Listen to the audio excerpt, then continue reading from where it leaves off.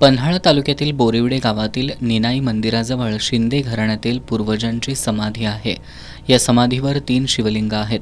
त्याचबरोबर अस्थी ठेवण्यासाठी मोकळी जागा आहे. शिंदे घराण्यातील दिवंगत व्यक्तींच्या अस्थी या समाधीमध्ये ठेवून समाधी दगडानं बंद करण्याची परंपरा आजसुद्धा सुरू आहे.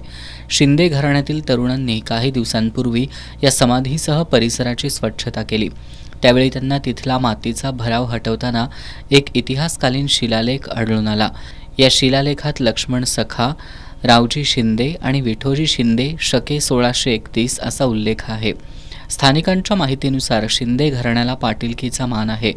या घराण्याच्या मागील 10 पिढ्यांमध्ये रावजी आणि विठोजी या नावांचा होणारा वापर आणि शिलालेखावरील या 2 नावांसह शके 1631 हा उल्लेख शिंदे घराण्याच्या इतिहासाबरोबरच या घराण्याच्या स्वराज्य रक्षणातील योगदानाचा एक महत्त्वपूर्ण पुरावा म्हणून पुढे आलाय.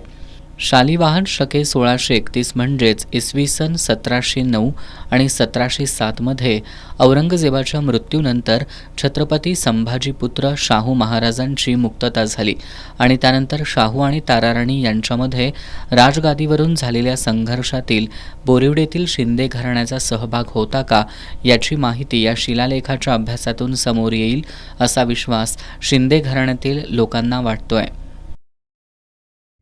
आमच्या पूर्वजांच्या ह्या थड्याची समाधीची साफसफाई करत असताना आम्हाला एक शिलालेख आढळला. त्या शिलालेखाच्या संदर्भात आम्हाला माहितीसाठी आम्ही इतिहास संशोधक आरळ्याचे एक बोलवलेले संकेत गायकवाड आणि त्यांचे मित्र अनिल काळे होते.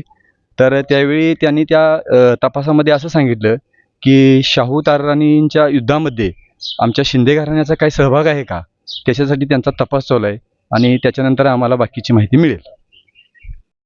यावेळी विकास शिंदे, महादेव शिंदे, अरुण शिंदे, अमोल शिंदे, गोपाळ शिंदे, संदेश शिंदे, ईशान शिंदे, स्वरूप शिंदे, भरत शिंदे, नथुराम पाटील, सचिन शिंदे, मुकुंद शिंदे आदींनी स्वच्छता मोहिमेत सहभाग घेत शिलालेखाच्या रूपानं शिंदे घराण्याच्या इतिहासाचा एक महत्त्वाचा पुरावा शोधण्यात यश मिळवलंय.